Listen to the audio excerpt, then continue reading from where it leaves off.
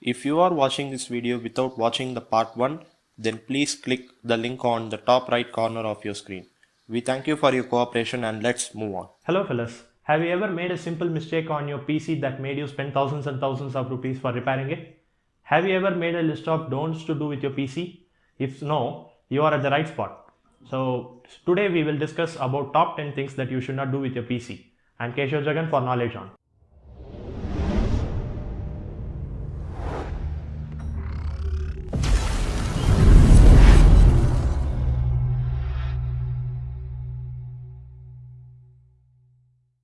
Number 6. Don't store anything on your desktop.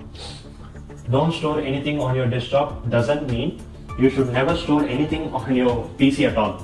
It's not that thing, but you have the desktop screen right in front of you when you open up the PC.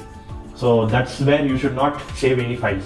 This is because if your OS gets corrupt by any means, then if there is a chance that you need to change your operating system completely, then those files in the desktop are totally unrecoverable, which means you will totally lose the whatever you have saved in your desktop. So it is advised that you save your important data on the other local disk without not C, but the other local disk like D and E.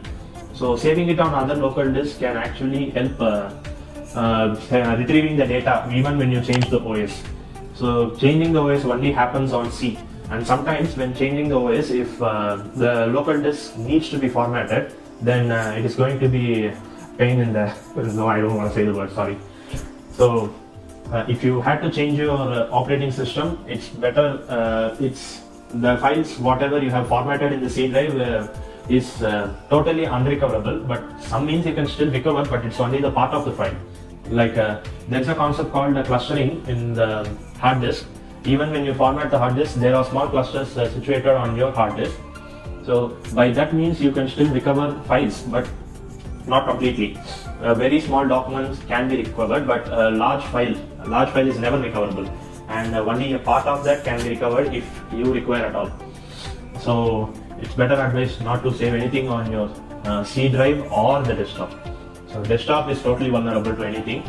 Even when you save things on desktop, sometimes if you leave your PC on when you are at work, somebody might actually steal your file. That can also happen. So leaving it on desktop is totally open to everything. So don't do that. Number 7, this is equally important. Don't ever install a pirated copy of any software on your system. This is actually, even I install pirated softwares. I have to be truthful. I don't want to lie here. But what is the possibility of you being hacked when you install pirated software, a copy of your pirated software? So there are many hackers, like I told you, there are many hackers on the internet who wants to hack your PC and steal personal information. So one of the means how the hackers hack is this. They actually add their malware or any virus to this pirated copy of the software. But this is why it is said never go for any untrusted source for any software. If you go for any untrusted source, then don't expect them to be truthful to you. And again, they will attach their program to this pirated copy. You will see that the software is completely working fine, but what you don't see is your information is going on the back to the hacker, to the backbone. Because when you see that software is working perfectly fine, you will never see that what is happening on the background, because you don't mind. Your software is working fine, then why would I have to look into the task manager or any anonymous program running on my PC? There is a possibility that this hacker can create a backdoor to your PC and steal information from your PC, any sensitive information. Even right now, what you are typing, this is called keylogging. Sometimes keylogging is also possible through the net. So pirated copies are not actually a healthy choice for one who are working on secure PCs. So if you want your security to be perfect, then better get a licensed copy of the software. So this security measure can actually help maintain the integrity of the PC. Like you are in a workplace where information needs to be protected. In that case, ask your superior to get the licensed copy of the software if it is actually required. And if you don't really want to have any security on a PC, which means I don't have much sensitive information on my PC, those kind of things, it's okay, but still not advised. It's okay for you to work on the purpose, but make sure that nothing happens on the back end. If you note anything malicious, then try uninstalling it totally. It's better advice to uninstall the pirated copy if you think something malicious is happening on the back end. In the first place, if you don't know how to clear out a virus, then I advise you not to get any pirated copy of the software. Number 8. Never modify or delete system files. This is, I keep feeling that the things are really important in the very first place, but this is actually important. I'm repeating the sentence, I don't mind, because this is important, whatever. So system files are actually found in the local disk C. Whatever you see is there is a program files folder, and there is one more folder called the Windows. The Windows folder will have the system files which are required by the operating system to function properly. So those files, there are actually thousands of files inside Windows system. Even I don't know what they are, but I do know that they are very important for the operating system to function properly. So modifying them or deleting them is not a good choice, because that will basically affect the integrity of your operating system and normal functioning. Deleting them is far more dangerous actually. I once did something, I would like to share that. So I was a little into this customization part. Customization in the sense changing the look of the Windows forms and folders. So I was trying that when I was at class 7, I guess, back then. So I tried customizing my look of the PC, and there was one thing called replacing the Explorer.exe. Explorer.exe is really an important task that needs to run on the system.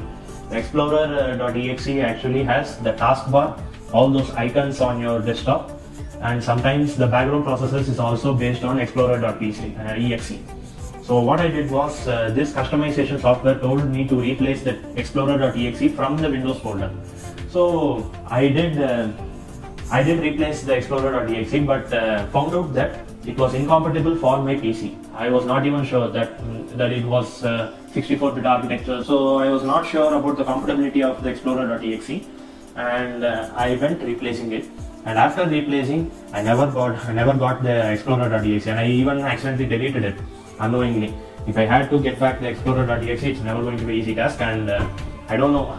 From then on, my PC did not have a taskbar or the desktop icons, and few processes never at all opened at the first place.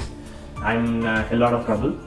So I asked my dad to change the operating system, but then in the first place, he knew I was playing a lot of games in the PC, so he denied. So go die with your PC, I don't mind. You are playing too much games, so I would not ready to change the OS. That's what I got from my father. So don't mess with the system files. Like modifying it or deleting it is not even an option. Keep that in mind. Number 9. Never use any USB or a CD found anonymously. There's a classical example for this situation.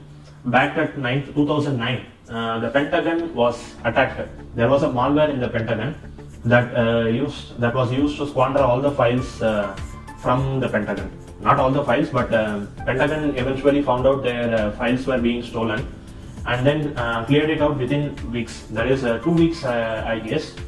But then what happened? What happened in the back end? How did it enter the Pentagon? That's a very simple thing.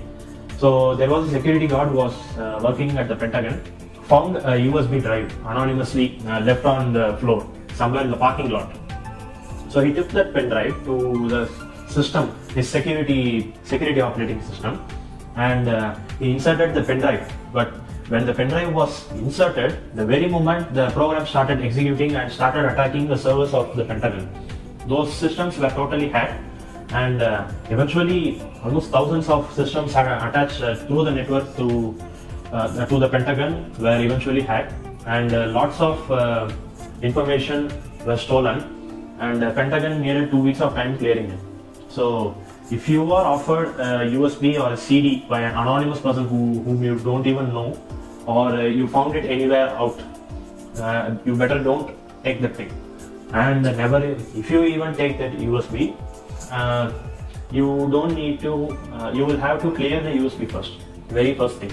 And there are possibilities that the USB will automatically execute some programs the very moment you plug into the PC. But there are a few times that there are programs in the USB that needs to be executed for the virus to work. In that cases, if you found a USB with those files, if you are expert enough to know that those are hacking files, you can clear out you can first format the USB and then use, but still it's not recommended. These are the backdoor things that you can that can help you have a USB, free USB, but it's better advised if you don't know things like this, don't ever take a USB from an anonymous place or from an anonymous person. Number 10. Never disregard any crashes and BSOD. There will be a blue screen on your PC. There will be a code displayed under the screen. Those code are the error numbers. This code is the error code. This code is the only thing that can help you find what is the problem in your system. So when you encounter a BSOD, it's advised that you don't ignore it and keep running your PC, because ignoring this BSOD can be at the beginning of a new problem in your PC. But if you don't mind what is happening on your PC, it's going to be next problem, maybe a bigger one. So BSOD, they will inform you what the problem is right now, but then if you keep ignoring it and keep running your PC, sometimes it might lead to a bigger problem, which might need you to pay thousands of rupees for any replacement, like changing the OS or even the hardware also. If it is a hardware problem, attend it immediately as possible. And OS problems, if it needs replacement of operating system, better replace your operating system, because ignoring this can create one more bigger problem. Sometimes, not all the time, but sometimes it might lead to some other bigger problem which you might not know what is happening. If the BSOD lasts for about 1 second or 2 seconds, you might not even be able to read whatever the information is given in the BSOD. But there is one thing called the error code, which flashes on bottom of the screen. So write down that code, go to the internet and type in the code and check what the error is. So if you do this, the internet will surely give you a solution. This solution can be used to implement on your PC. Whether you can even do it sometimes. You can even solve the problem on your PC with that error code. Else, take it to the nearest service center. Tell them that a BSOD appeared and this is the code that appeared. Give it to them. So they can solve your PC, but it will you will have to spend some rupees on it. But still, clearing out the problem in the very first place is always a healthy practice. You need to do that, because it is in our blood that we don't actually mind things that needs to be cleared on the very next moment. Like if I'm given an assignment today, it would take weeks for me to complete. I could have completed the very same day when I was free, but I don't do it. So I'm an engineering graduate. What are you expecting from me? So clear it off in the first place. It's a healthy practice. But this is not an assignment, but this is computer. So computers are far more easier to clear off the problem. The problem of the computer is easy to clear, but it needs some expertise. Okay, these are the top 10 things that needs to be attended. So I guess this information was useful to you, and if you like this content, like, share and subscribe. And if you had any other queries, please mention it in the comments page. Okay, thank you for watching.